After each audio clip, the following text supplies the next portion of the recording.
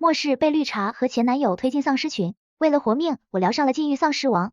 丧尸感觉怎么样？丧尸一般，但你很绝。禁欲教授终于彻底绷不住了，我更没想到，禁欲教授成为丧尸王后，对我占有欲却越来越重。等我回过神来，早已逃不出他的掌控。丧尸横行的第2个月，我躲在宿舍里，和闺蜜盘算着怎么逃去安全区。她嘎嘣嘎嘣的吃着我省下的午餐肉罐头，懒散道：“你不是有一辆路虎车吗？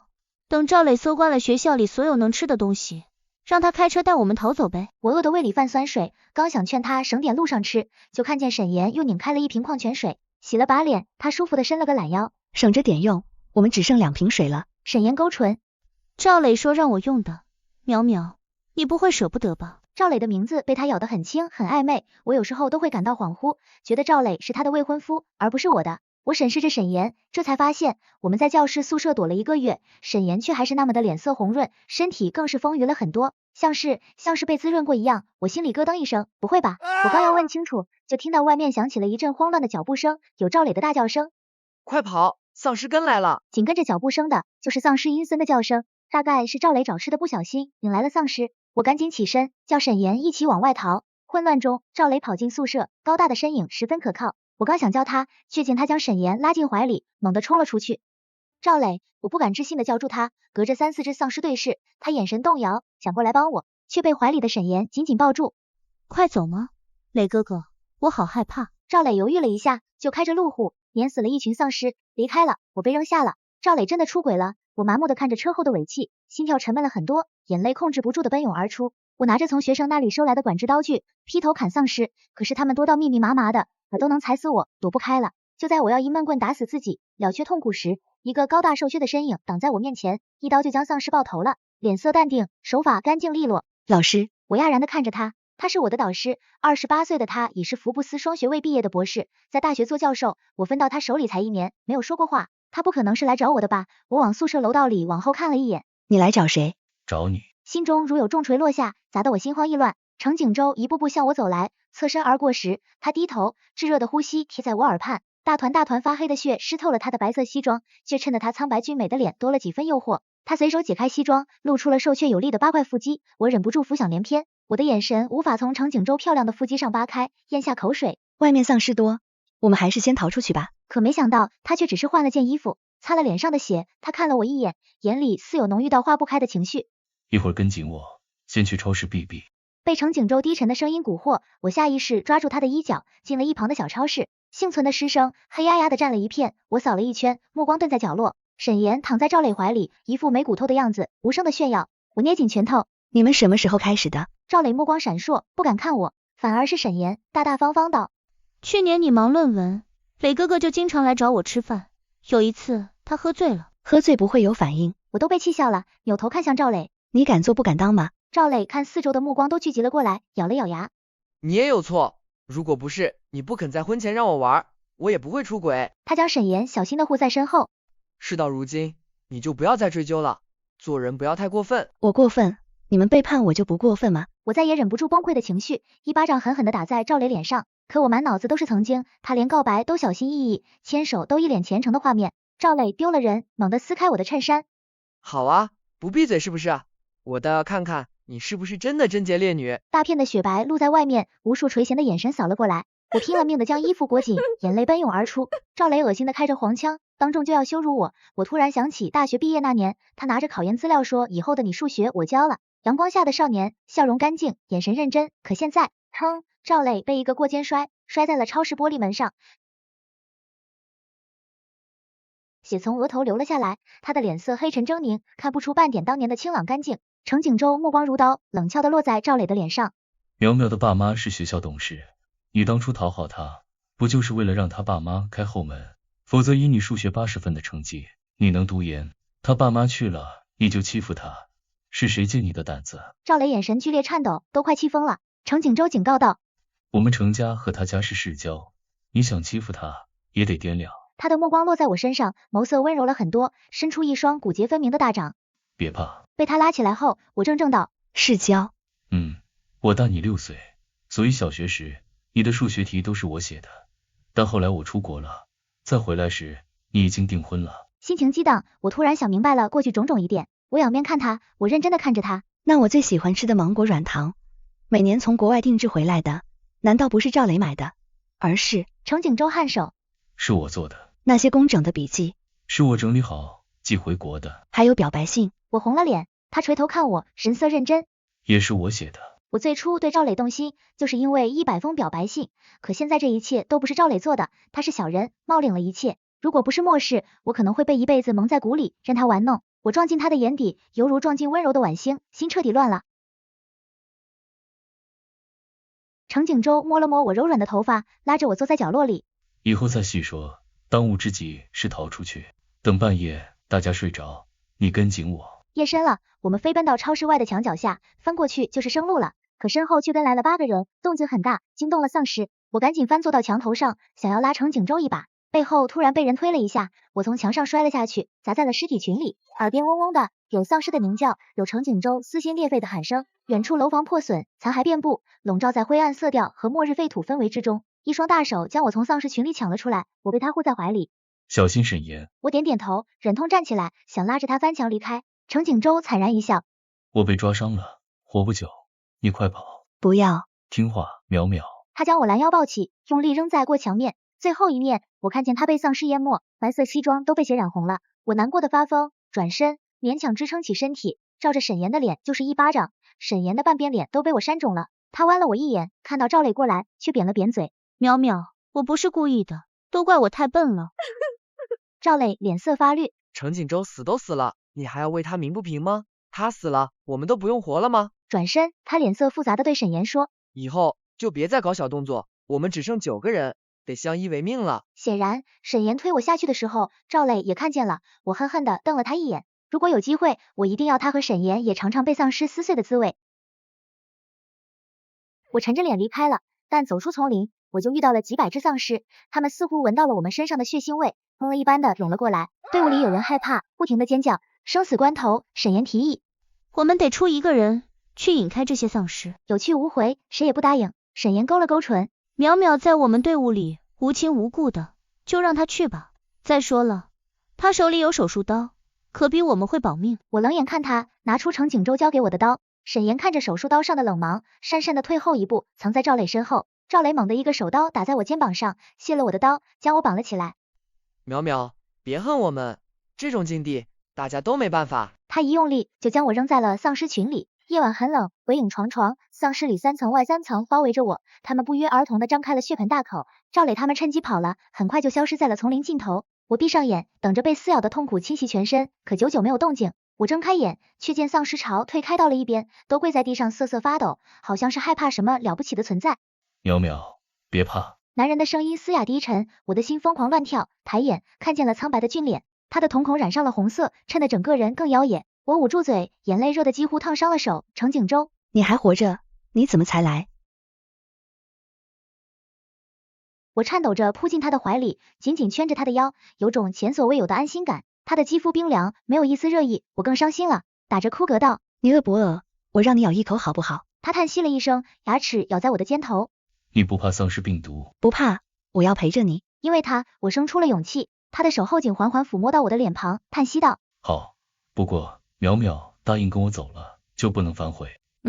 他尝了一些血后，我虚弱的犯困，很快就睡着了。我想，我也要变成丧尸了吧，真好，可以陪着程景舟，不让他独自承担成为异类的苦。睁开眼，我发现自己身处在别墅里，身边摆放了满满的物资，压缩饼干、干吃面，午餐肉应有尽有。厨房旁边的冷库里还有冷冻的肉类和瓜果蔬菜，茶几上还摆放了很多的枪和子弹。你醒了。程景舟端着皮蛋瘦肉粥坐到床边，要喂我。你没变成丧尸？他道，我是丧尸，但精神力很强，能控制附近所有的丧尸，自己也能说话。咬了你，你不会变成丧尸。长长的叹了口气，他揉了揉眉心。但是我发现自己开始咳血了。我眨了眨眼，不敢置信。南方早就听说出了个丧尸王，能控制所有低级丧尸，可是北方一直没有，没想到现在程景舟。我环视了一圈。那这些物资？他道，是末世刚开始时就准备好的。我说不出话，眼泪滚滚而下。如果在别墅里不出门，这里比较安全，有吃有喝，过得比我们要好得多，可他偏偏回到了实验室，是为了我吗？心中有了答案。我忍不住环住他的脖子，轻声道，我猜现在自己错过了什么，好在一切都还来得及。他轻轻揉了揉我的头发，好一会我才冷静下来，跨坐在他怀里。锦州哥哥，有一说一，我喜欢你。他把我搂在怀里，目光灼热，嗓音染着纵欲的雅意。淼淼，不要胡闹，不要乱动。他腹部一紧，手从我的腰滑到了裙摆处。我想喝血，喝那处的血。俯身，他咬了上去。老师，轻点。我浑身一颤，软在了他的怀里。醒来时，我看见衣服凌乱的散在地上，昨夜种种，像是电影一般，一帧帧的闪现在脑海里。我不争气的红透了脸，枕边程景舟白皙的脸上满是艳足的深情。往下看去，胸肌的轮廓紧实有力，却不夸张。我忍不住摸了上去，一路往下，摸到一处，他闷哼一声，醒了，大掌握住我的手。淼淼还想让我喝血。喝血二字，他咬得很暧昧。如果不是昨夜的疯狂，我都想不到他说的喝血竟是。我闷声闷气道，我的腰还酸着呢。他伸手替我捏了捏。午后，我吃饱了，程景舟却很饿。我们开车去市里，想去医院找补血的血包。走廊里，我们迎面遇到了赵磊和沈岩，他们浑身狼狈，脸色疲倦。沈岩见了我像见了鬼一样。唐淼淼，你居然还没死！看来他是真的很想让我死。我反击道，你还活着，我也很惊讶呢。一句话让他闭上了嘴。赵磊自从看到我之后，脸色沉了下去。淼淼，说什么呢？你能活下来，我真的很开心。换了一副笑脸，他试探道，不过你是被什么大佬救了吗？我还没搪塞他，沈岩就阴阳怪气道，淼淼，就算末世难过，也要守住自己的底线呀，卖身只是青春饭。赵磊拉过沈岩，还没有闹够吗？好端端的，你为什么要惹他？沈岩被他话里的维护意思气得咬牙切齿，看我的眼神无比怨毒。下一刻，他从口套里拿了个玩具，扔到了我的脚边，我直觉不妙。果然，下一刻，玩具就发出了一阵刺耳的声音。顿时，整个巷子里的丧尸都开始哀嚎，聚集过来。沈岩和赵磊远远躲开了。沈岩幸灾乐祸，赵磊冷淡无情。丧尸来得很快，几乎是顷刻间就包围了我。在距离我5米远的时候，又突然全部停下。程景舟从店里出来了，他表情冰冷，诡异的红瞳散发着幽光，紧紧盯着周围靠近的丧尸。退下！丧尸们感受到他的怒意，纷纷退下。赵磊惊呆了，你没变成丧尸？他很快就明白，程景舟估计是发生了变异，于是他的表情变得更加阴郁。程景舟走到我身边，牵起我的手，红瞳里的血色愈加浓郁，目光紧紧注视着沈岩。他还记得当时翻墙出校的时候，是沈岩把我推了下去。我也记得，就算程景舟没有死，我也永远不会忘记。我当然没有死，我死了，谁来收拾你们呢？程景舟语气阴狠，吓得沈岩直接跌坐在地上。我没有错，我没有错，凭什么他唐淼淼什么都有，什么都能得到？说什么照顾我，不就是看不起我？说什么跟我分享，不就是可怜我？我呸！我才不需要你的可怜，我就是要把赵磊抢过来，让你永远活在背叛的阴影里。他大喊大叫，引起了周围丧尸的注意，成群的丧尸围在他们下面，最里边的丧尸已经开始扯他们的衣服。程景舟没兴趣再看，拉着我去车那边。你做了什么？他系安全带的手一顿。没什么，让丧尸在下边多喂会儿而已。他们趁我不在欺负你，没直接杀了他们，算不错了。他的状态有点不对劲，我没再刺激他。了一声，没想到程景舟脸色却更低落了。你舍不得赵磊吗？他艰难道。我可以让他光鲜的活着，但是……不用。我赶紧用唇堵住他的唇，不让他再猜想了。我就轻轻碰了碰，下一刻，他立马反客为主，一把摁住我的后脑勺，不让我逃离。他的吻很深，由重到轻，充满了占有欲。我忍不住勾住他的脖颈，坐在了他身上。可突然，不远处传来女人的尖叫，我一惊，身上的热意瞬间消散。打开窗户一看，竟然是赵磊把沈岩推到了丧尸堆里。丧尸一拥而上，沈岩凄厉的尖叫几声便没了声响，而赵磊趁此机会逃之夭夭。他的心狠手辣再一次刷新了我的认知。程景舟遮住我的眼睛。那些丧尸在夜晚降临时就会散去，但赵磊不信我会这么轻易放过他们，所以他选择了牺牲沈岩。我头皮发麻。淼淼别怕，我们回家吧。好。别墅里的生活在末世里简直像一个世外桃源，我每天吃吃睡睡，刷刷剧，过得比末世前还悠闲。程景舟不知道最近在忙什么，经常出去，我隐隐觉得他有什么事瞒着我，但问了几次都问到了床上，整整一晚都开不了口。直到有一天，程景舟整整2天没回来。我在别墅门口发现了一张纸条，不知道谁送过来的。想救程景舟，后山见。我又等了1天，没等到程景舟，便拿起随身携带的手术刀，决定去后山看看什么情况。淼淼，好久不见。赵磊转过身，一身黑色的作战服，衬得他意气风发，过去逃命的狼狈，从他眼里已经丝毫看不到了。怎么回事？我袖子里的手术刀已经握在了手上。赵磊看出我的不信任，毫不在意的笑了。你放心，程锦州不在我手上。那他在哪？赵磊没回答我的问题，反而说起了另一件事。淼淼，你知道清扫计划吗？是人类幸存者基地推出的消灭丧尸计划，用重型武器扫射所有安全区以外的地方，到时候没有丧尸能活下去。这些程锦州告诉过你吗？我沉默了，程锦州瞒着我的，可能就是这件事。赵磊走到我身边，蛊惑道：淼淼，跟我走吧，程锦州已经变成了丧尸，注定会死。可你不一样，你还是人，跟我走，我们一起回到人类基地，好吗？我眼眶发红，抬头看他，一字一句道：那我就陪他一起死。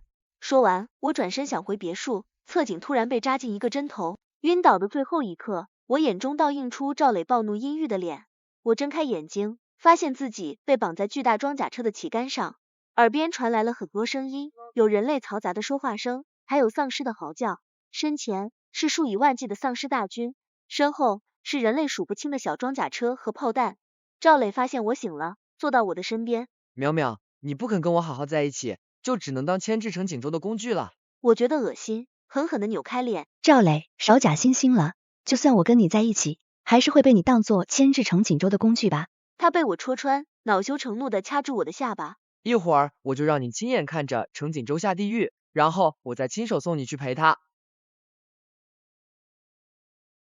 这时，丧尸群突然喧哗了起来。我远远望见丧尸群的最前方出现了一个人，正是许久不见的程锦州。他眼神冰冷，瞳孔变成了浓郁的暗红，几乎要凝成实质的血滴落下。我想让他快跑，可怎么也张不开嘴。他也看到了我，看到我的第一眼，瞳孔一震，紧接着有风暴在酝酿。丧尸之主的怒气传递到所有丧尸的神经里，连带着他们也发出了愤怒的吼声。赵磊见时机成熟，把枪架到了我的脑袋上。程锦州，如果敢抵抗，我就立马把唐淼淼杀了。程锦州目光隔着很远的距离，深沉的望着我。程锦州，别管我了，你好好活着。我不知道他能不能听见，我边哭边喊，要不是来不及，我恨不得咬舌自尽，免得给程锦州拖后腿。我不害怕头顶的枪口，但我害怕看到程锦州死在我的面前。丧尸群的嚎叫渐渐平息，这是程锦州对人类的妥协。装甲车里的炮弹开始发射，原本完好的城市和树林很快就变成了废墟。我看到程锦州在混乱里平静而温和的目光，一个榴弹弹片贯穿了他的身体，他的身影淹没在硝烟里。清扫计划大获成功，赵磊被提拔升官，他将我绑回了幸存者基地，作为重点人员锁进专用牢房。暗无天日的日子过了1个月，我告诉送饭来的赵磊，我没用了，你杀了我吧。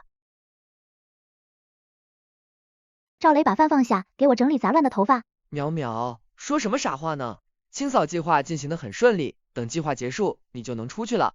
我已经向上面提交了结婚申请，等你跟我结婚了，我会让你忘了他的。他简直就是个疯狗。我还从来都没有得到过你，淼淼，你就成全我吧。你和程锦州才在一起半年，可我们以前都订婚了。3年，我嘲讽道。是你和沈岩搞在一起的3年吗？他阴沉着脸。好脸色你不要，就别怪我了。你落在我的手里，现在我就让你看看，你到底是谁的人。说罢，他就要来吻我，我不顾头发的疼痛，使劲而挣扎。赵磊，你个畜生，别碰我！就在我绝望的时候，赵磊突然被人一脚踹开，狠狠撞到墙角，一口血吐出来，而后他被一枪打死了。我捂住耳朵，不敢置信的朝外看去。那人过去从他口袋里拿出一串钥匙，给我解开了手铐和脚铐，直到他把我抱起来，我才颤颤巍巍的抚上他的眼睛。你没事吧？他浅红色的眸子一眨不眨的看着我。锦州，对不起，以后我再也不相信别人，我就在家里好好等你回家。我又哭又笑，把头埋在他的怀里，用尽全部的力气抱着他。别哭了，我的淼淼。还是那句话，抚平了我颤动的心。别墅里，程锦州抱着我坐在餐桌上时，我还是有点不真实的感觉。我的手腕因为长期的禁锢被磨破皮，伤得很严重。程锦州给我包扎后，喂我吃饭。我吃饱后，问他为什么他会进基地，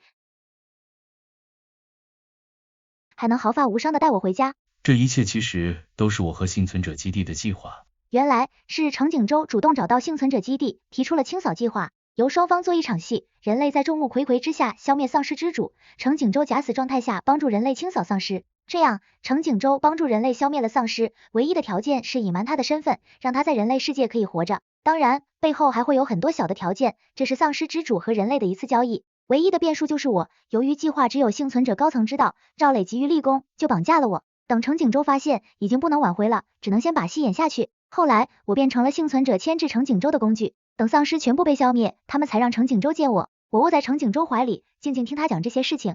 淼淼，你知道吗？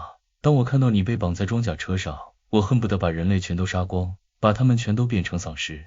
可后来你哭了，我心里的暴力一下子就散了。我暗恋了3年才得到你，我想给你一个更好的未来。